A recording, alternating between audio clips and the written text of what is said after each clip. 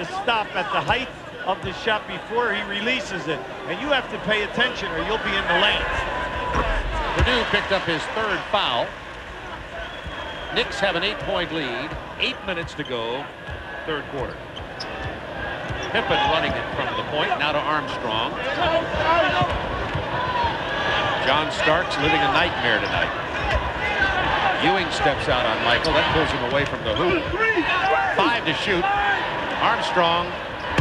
Big bucket. That's a 3 for B.J. Armstrong. Well, yeah, B.J.'s a great three-point shooter. You know, you're talking about a guy who shoots 44%. He's one of the top that we have in the league. He only has had 2 shots. He's 2 for 2. They're going to milk Ewing here. Now the double team as Pippen comes his way. Harper's open. Nice. Ball fade. Ewing blocked by Pippen. Harper. Rebound. Jordan. 5-point Knicks lead.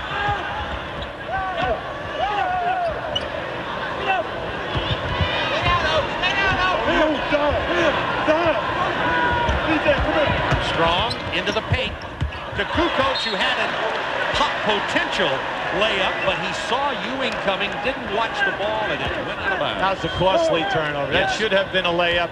B.J. Armstrong, as soon as he saw Oakley on him, definite clear out. Let me take them 1-on-1. Would have cut the lead to 3 as it is 69-64 New York. Starks over Jordan. They got a piece of it. Oakley was there to put it back in. 71-64 New York. 6:41 to go, third quarter. The intangibles of Charles Oakley. Well, Charles Oakley is their true garbage man, the power low post worker. The Bulls were going to substitute Blount for Kukoc. Kukoc for 3. They sent him back to the bench. And now that he made that 3, he's going to stay there. Bonner once again finds the lane open, gets it to Ewing. He's fouled. Purdue had to step out on him. They're going to him over and over again. We have a timeout on the floor. Kukoc called for the Purdue, and that's 4. We have a timeout on the floor.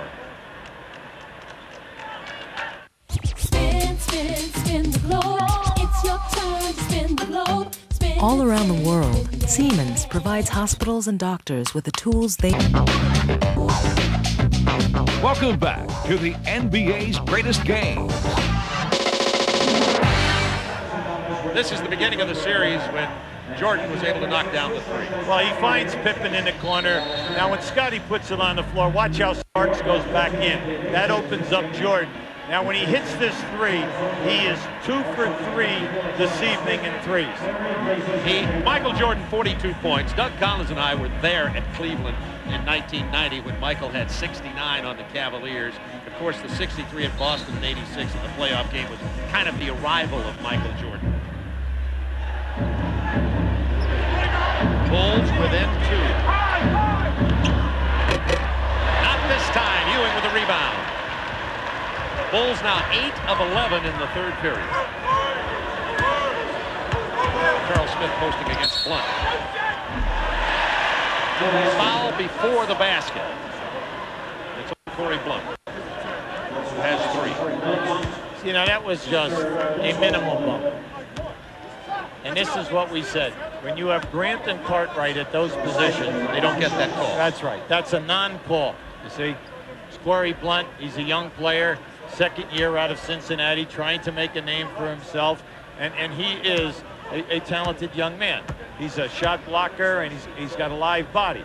But Charles Smith is very active down in that post-up area. We've got to take a look at the scoreboard around the league. I hate to even go away for a second. We'll stay here, though. Golden State how beating about New that? Jersey. Big loss. New Jersey. And Milwaukee now trailing Dallas. Dallas playing very well of late. Lakers out in front of Houston at the half. Houston suffering. Phoenix trailing Utah. Big game out west with Utah and Phoenix. That's the Chevy scoreboard. It's going to be an exciting March and April for the NBA. There are a lot of great races in the West and East. Jordan pulls up. Didn't get the bounce. Got everything else. Took all the iron. 3-point Knicks lead. 3:38 to go, third quarter. Anthony Mason looking in the post. Derek Harper. Trying to get it down to Charles Smith against Corey Blunt and 2. Yeah, he had him pinned a couple of times. Here's your double team. Pippen came to help. Longley kept it alive. Now, Pippen is the one that definitely disrupted that shot. You got that right. Bulls down 3.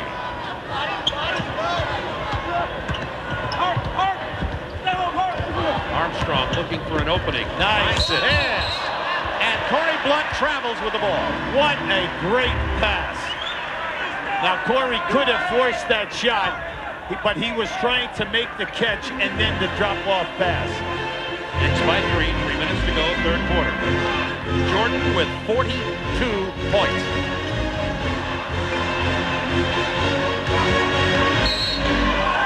Ewing is fouled by Longley.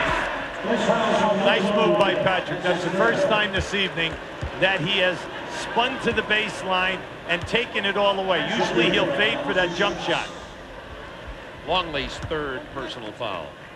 The Bulls with this center by committee with Purdue, Longley, and Wennington. Purdue has played best at that position, but usually somebody steps up and plays pretty well every night. Of course, tonight, you now with 19 points, 10 of 13, make it 11 of 14 from the line. Now, the last great series that they had when Michael was involved in '93, the Knicks won the division and had the best record, 60 wins in the East. And lo and behold, Chicago wins. Well, the Knicks still have 8 key players from that team in '93. Chicago only has 4 players available from that championship team. Yeah, excellent point. Longley has not scored tonight. Pippen to Armstrong. He's open. That's a 2 for B.J. Armstrong. Knicks by 3. B.J. one of the best spot-up guys that we have in the league. He read that penetration by Pippen perfect. Starks long on the 3. Longley with that big body. Jordan.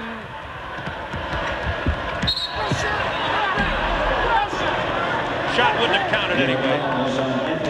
Anthony Mason picks up the personal. Jordan will go to the line. The reason I said look up, B.J. was wide open running down the floor, and then if he's not going to get the pass, he drifted right to that left-hand side, and that's where you must pay attention because he was spotting up for the 3. But Michael felt that he had it off the dribble. And in terms of scoring, he did. Kukoc is going to come back in. Michael Jordan with 43 points, 7 of 8 from the line, 17 of 25 from the floor. Pippen will get a rest. Scottie Pippen's been productive tonight, too. He has only 12 points, but has a lot of intangible play tonight. Well, just in the third quarter alone, Pippen has 5 assists. Jordan is 6 points away from tying the most ever scored by an opponent at Madison Square Garden. That's 50, and it was scored by Jordan at 86. No basket. Now, Mason came back from his 5-game suspension Sunday night in Seattle, and he came in with 10 points and 10 rebounds. And we told you, the big factor that he gives you is not only the points and the rebounding, but he is a terrific defender in the interior. He can play a center, big forward, or small forward. Quickness of foot and upper body strength. Hubie, it's obviously there's been adversity on this Knicks team and controversy between Mason and Riley. How do you feel with Mason back that Mason and Riley will work this out the rest of the way? Well, I think it's up to Mason to worry about working it out, not Pat Riley. I do believe that the next time that it happens, he'll be gone for a long period of time, if not for the rest of the year.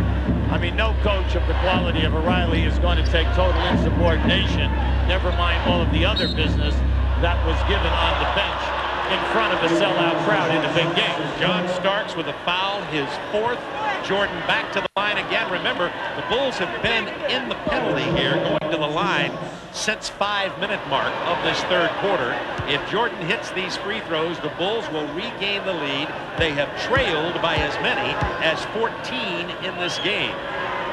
It's tied. Michael has 45 points.